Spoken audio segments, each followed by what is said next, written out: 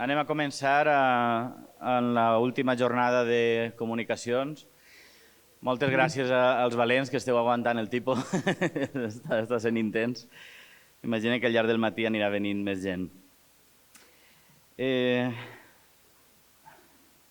L'àmbit que anem a començar avui és el d'innovació museogràfica i per a encetar-lo vam pensar molt apropiadament amb Àngel Rocamora Ruiz, perquè és tot un expert en aquests temes. És diplomat en arquitectura tècnica i llicenciat en arquitectura superior, màster en arquitectura i urbanisme sostenible.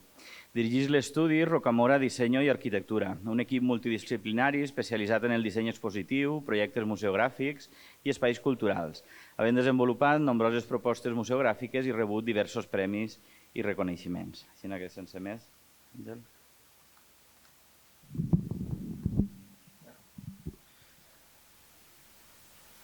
Buenos días. Muchas gracias por invitarme y poder estar hoy aquí.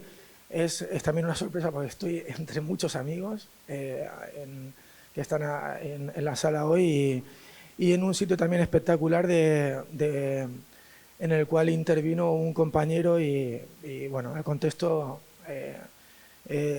y la reunión es un placer.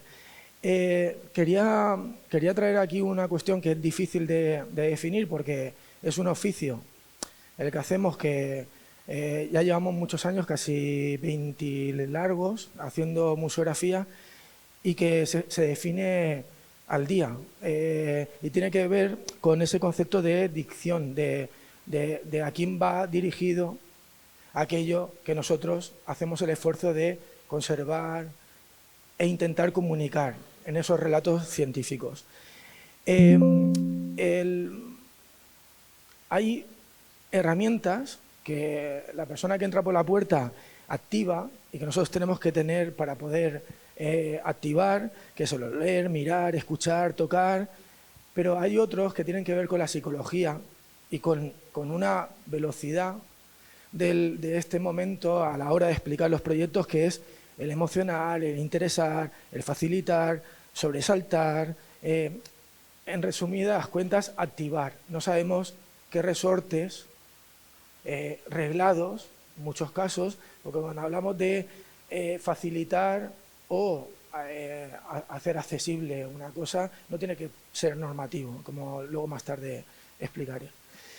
Voy a traer muchos ejemplos y voy a moverme entre lo que nosotros trabajamos He traído el nodo de la tecnología y los inmateriales que la arquitectura, que nosotros pensamos que es una herramienta muy eficaz, como arquitectos le damos y construimos y proponemos ese contexto que la pieza le falta para poderse explicar mejor.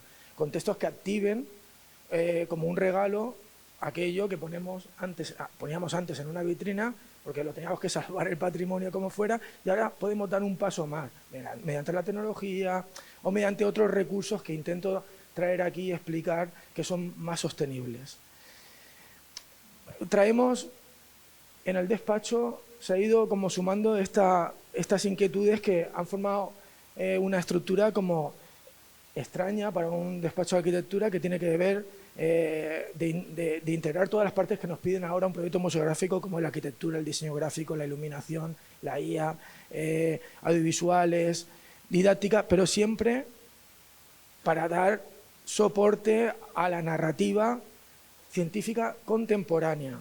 Hemos llegado a la conclusión, es verdad, que todos los relatos que contamos tienen la activación de aquello que era en su momento, de lo que se salvó y se quiere poner en valor. Veo aquí a varios directores de museos arqueológicos, de cuándo se usaban los objetos, de cuándo se excavaron, y muchas veces se excavan en una primera época, o se empiezan a interpretar, o se conservan en un momento, y cuándo llega el comisario o las nuevas instituciones lo quieren poner en valor en un contexto político y en un contexto social nuevo. Entendemos eso como un relato complejo, que tiene que tener todo. Tenemos que intentar que estén todas esas partes, porque si falta una de ellas, se desactiva el interés, y si no hay interés por el que entra por la puerta y no entiende el relato, no estamos consiguiendo el objetivo. Es una experiencia interpretativa y tú puedes traer accesiblemente una maqueta que antes era para alguien que tenía que tocar, pero a mí me gusta también jugar y tocar, y pones un audiovisual, pero lo pones en un contexto arquitectónico, en una trasera, se diseñan simultáneamente. Es un error muchas veces hacer un contenedor que se llame museo para luego meter el museo dentro. Eso es fricciones y dos presupuestos diferentes, con dos velocidades diferentes que lo hacen insostenible en muchas situaciones. El relato de la museografía se tiene que construir con el relato que se tiene que contener y se tiene que comunicar en la arquitectura que servirá de soporte o de contenedor. La claridad didáctica, que es la que intentamos traer a través de esas arquitecturas, en nuestros proyectos combinan diferentes elementos. Ese rigor científico ha de estar siempre, no sobrepasamos, intentamos acompasar para poder ordenar, explicar esa claridad didáctica, porque si no, no activas el interés. Ya puedes hacer un esfuerzo económico que será un esfuerzo poco responsable si no lo comunicas. Y una expresividad espacial, porque es lo que nos pide el objeto para poder ser explicado mejor. No se trata de espectaculares, sino de hacer comprensible el patrimonio. Es verdad que nos hemos dedicado durante décadas a salvar. O sea, ha hecho un esfuerzo brutal. Y también a almacenar. Y ahora hay que hacer una arqueología de los almacenes e intentar volver a explicar aquello que salvamos y metimos en vitrina. Porque ahora la gente que entra por la puerta tienes que hacer un esfuerzo por intentar traer un nuevo discurso que pueda comunicar con efectividad. Si no, no se está haciendo el trabajo. Traemos piezas arqueológicas que tienes que traer en un contexto gráfico contemporáneo, donde de repente actives aquello que no es un sincretismo, tiene que ser algo, y no es infantilizar el discurso, sino aclarar y ser comunicativo. No estamos comunicando con arte contemporáneo donde la expresividad y aquel pulso que te tiene que dar te lo llevas como una mochila porque te ha interesado un color, un material o una emoción, ¿no? Que te puedo... Si entras en una exposición de orcas, la orca es la que va a explicar el concepto de la exposición, y eso ya es un relato que construye toda la arquitectura. Nosotros recibimos el relato científico del comisario, nosotros proponemos que la orca sea la que te acompañe de ahora en adelante en el discurso. Y hay ese discurso científico del tocar, de jugar, pero la orca era la que te dejaba entrar dentro de la exposición. Es verdad que traemos un trabajo intenso y bastante importante de proyectos, pero el industrial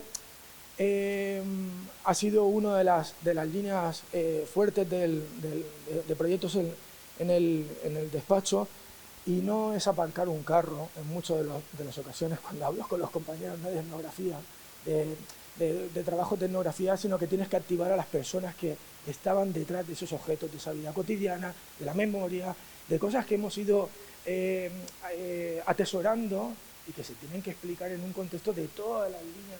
Estamos hablando de una línea fabril, desde que entran hasta que salen, los niños y las mujeres, como ahora traeré, ¿no? Este es el único render que traigo en toda la presentación. En toda la presentación. Sí. Es el Museo de la Alfombra de Crevillente, que dotamos de una escala humana a partir de proyectos que hemos ido trabajando a lo largo del tiempo, ¿no? El Museo Milenio de la Unión, que para nosotros ha sido muy importante porque son todos laboratorios de experimentación, donde el Malacate, que es un BIC, el único a nivel nacional que todavía se conserva, es el contexto aéreo para que luego bajemos al subsuelo, que sería como teóricamente un mal sitio para poder hacer un museo, pero que psicológicamente ya carga a pilas al visitante, donde los minerales, que eran una descontextualización dentro del contexto de la recuperación de la memoria de la minería en la Unión, se convierte en una aula. Y hay un panel ahí principal entre la generación de la idea de museo, el gabinete de curiosidades que hay a la derecha y a la izquierda los minerales con ese aula, que son los ilustres que trajimos. Si tú buscas en la IA ahora ilustres de la Unión, hay un libro maravilloso de ilustres, burgueses, sus mujeres, porque es así el material que nos dejaron, enfermeras. Lo digo esto porque eran las únicas mujeres que salían. Y ese panel de ilustres que terminan siendo de la minería de la Unión están hasta los perros, porque cuando dejaban de buscar a alguien porque había un derrumbe, era porque ya no había ningún vivo, ¿no? Y es un ilustre dentro de ese panel. Están desde la primera, todas las mujeres de los mineros, todos los mineros, los niños que tenían manos pequeñas y podían seleccionar minerales y por eso están trabajando y aparecen en ese panel de ilustres del siglo XXI. Y donde el contexto tecnológico aparece contextualizando, activando, como lo hace el móvil hoy en día, con una agilidad y con una mentalidad rápida de la situación. O contextos más pasivos, pero que tienen una narrativa en la construcción, como el Museo Etnográfico Arqueológico Nuevo de Villena, donde el tren activa todo el motor de la industrialización y se explica desde el edificio, pero si traemos el agua, la traemos para que se entienda en todos los contextos, de un niño de 8, 9, 10 años donde le explican lo que es un botijo, que no tiene por qué conocerlo, hasta la electrificación, en un contexto casi de un calder, porque tienen tal profusión de material, como lo conocemos, que es brutal y que tenía que tenerse que contextualizar en una museografía ágil.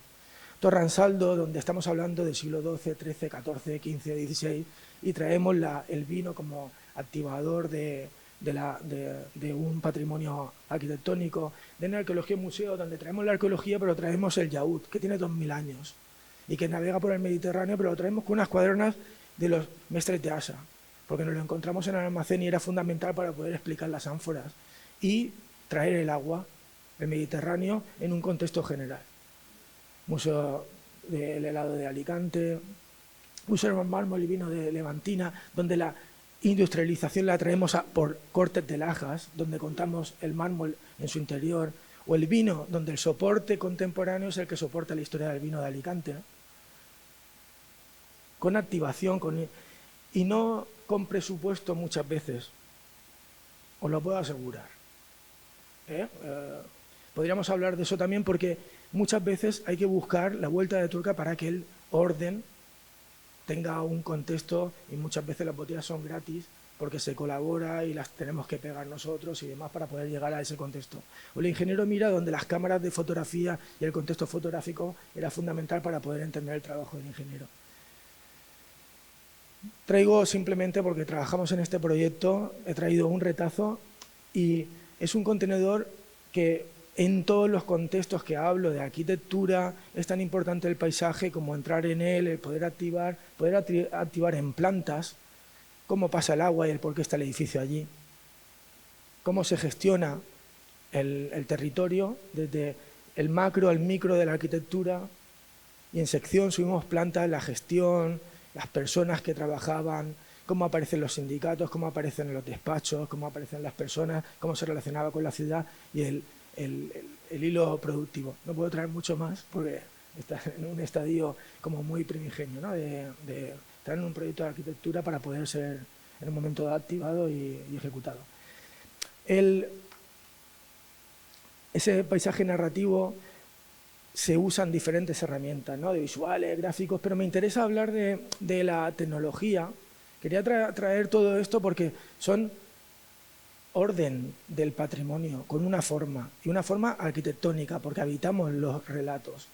Pero esos relatos, que tienen siempre un contexto diferente, que tiene que ver con la contemporaneidad, con la forma de que usamos el móvil y nos ilumina todas las mañanas la cara, y con esa rapidez y agilidad de ver vídeos y las tipografías que se usan.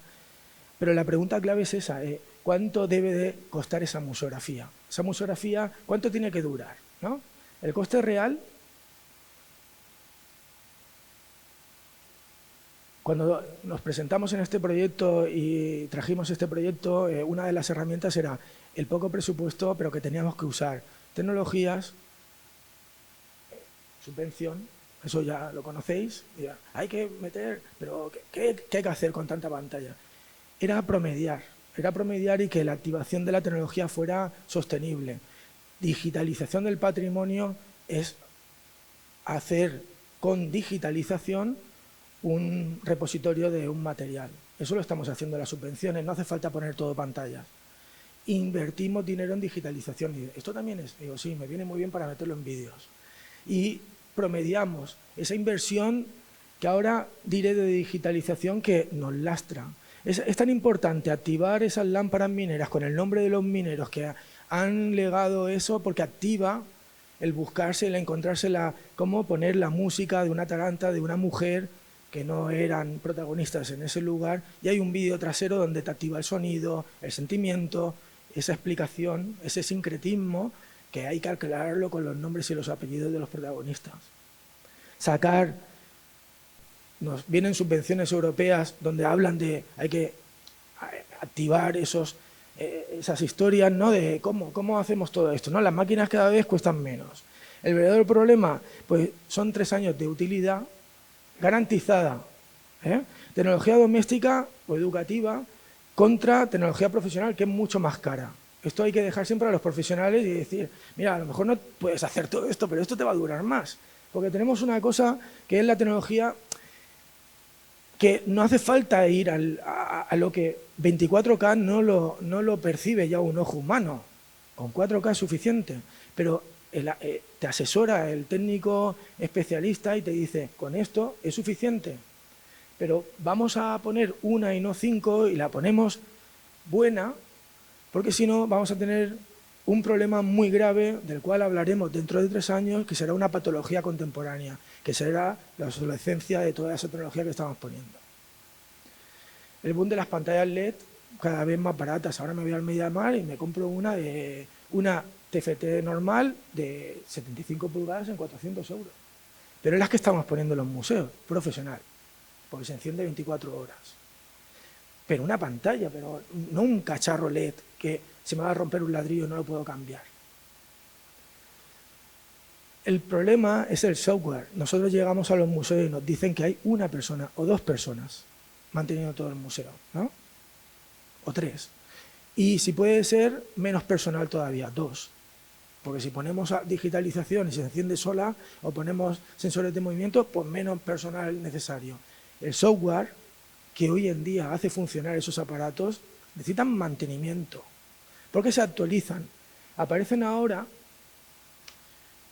empresas que te conectan con Inglaterra y te actualizan los equipos de una forma digital y se paga y funciona para quien lo puede pagar, y otra gente que tiene que activar su BrainSign y actualizarlo, que no pasa nada, pero posiblemente no haya nadie de mantenimiento en esos museos. Tenemos que encontrar un equilibrio perfecto entre lo que queremos explicar, lo que queremos implementar para explicarlo, porque sabemos que la tecnología la tenemos que traer, ¿no? Pero con una responsabilidad máxima. No se termina con la inauguración y tenemos un problema con eso, porque no se hacen presupuestos para mantenimiento. Y si yo hiciera un presupuesto en este momento de ejecución y hubiese una larga distancia, se tendría que poner un presupuesto para ese mantenimiento. Porque se tendría que decir lo que cuesta abrir un museo los 2 primeros años, los 3 y los 10. Y aprobar el presupuesto y aprobar la propuesta a través de lo que cuesta dentro de 10 años. Porque las propuestas tienen que aguantar 10, 20 o 30. La estrategia, lo indeleble, habla de memoria, de que ordenemos las cosas de una forma emocional. Si metemos en vitrina una cosa, se inertiza, la ponemos en valor, se salva, para eso puede estar en un almacén, pero no emociona porque lo que queremos es enseñar o que la gente aprenda o que active las emociones de aquello que ese relato que queremos contar. Facilitar sin infantilizar, como decía antes, construir el relato, evitar el sincretismo del relato. No puedes poner una cosa como hacemos nosotros en la mayoría de los... No, esta pieza es porque Isabel II lleva este collar y ponemos el collar aquí. Explícalo, pon una cartela, que la gente no es que... Explícalo, no pongas esto aquí, porque la gente pasa de largo. Si lo quieres contar, cuéntalo bien. Y eso es una cosa que tenemos que transitar. No estamos preparados todavía para tanta traducción, sin infantilizar. Estoy hablando todo esto porque somos más capaces que nunca y más nos creemos que hemos visto y hemos leído 5 prensas en 5 minutos por las mañanas y no leemos ni los titulares. Sí, título, subtítulo y un vídeo. Y nos llevamos con una sensación de masividad, de informativa, y necesitamos traducir con sosiego, pero con emoción sobre todo. Los recursos de accesibilidad son una obligación, pero son una herramienta. A mí me gusta jugar, tocar, como el primero, pero no hago un braille o hago un signo guía solo para una persona. Lo intento incorporar con naturalidad, pero las maquetas las incorporo con naturalidad y si las puedo, las ando y las toco y que juegue todo el mundo. Y eso son las normativas de accesibilidad o la permeabilidad que queremos dar a todos los públicos para todo, en todo el relato. Y eso son las arquitecturas que proponemos. Trabajar con la emoción, porque tienes que explicar qué eran aquellos caballitos del cigarralejo. Una mamá se lo ofrece a una niña, le pone la escala humana, donde alguien los está escondiendo y se lo explica para que luego en una vitrina los contextualice de una forma más fácil, con una escala uno a uno de lo emocional. Y situaciones que queden en la memoria. Porque es importante que nosotros demos como esa foto, como se habla del fotocall, ¿no?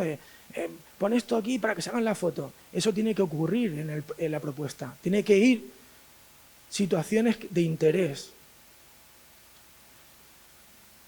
Esta foto para mí es muy importante porque quitar las aristas a un contenedor fue la lucha de este proyecto. Entender que lo que quería era meter a la gente entre esas piezas arqueológicas porque es imposible en China, porque es una plataforma donde tú los ves allí dentro, en un orden militar donde sin aristas tú podías ver hasta la huella del zapato, hasta el moño, te podías hacer la foto. Era amable, tenía la escala 1:1. Si me dicen que es 0,75 la vitrina, es 0,75 y el canto, porque con 5 años estás viendo, no entiendes, pero permeabilizas para que en familia se puede ir a un lugar y que todo el mundo tenga unos pulsos, aunque fuera lumínico. Si hay un hacha de la edad del cobre, la más importante de Europa, y es un pedrolo así, que digo, este es el hacha de verdad, que viene de no sé dónde, que viene con un correo, si no la contextualizas en ese contexto de estar picando y explicar el hacha, olvídate en una clase de unos chavales de 10 años, de 12 años, eso es una piedra. Y esos contextos se pueden traer. Y si tienes que traer la post-pandemia y hacer una exposición de arte contemporáneo sobre la post-pandemia y que cada uno trajera su obra, pues se busca el contexto para poder apoyar la obra, ¿no? Para que se hile rápidamente, esto se olvidará muy en breve, pero ese contexto de salir y de haber pintado en casa y ponerlo en un sitio, ¿no? Y activar.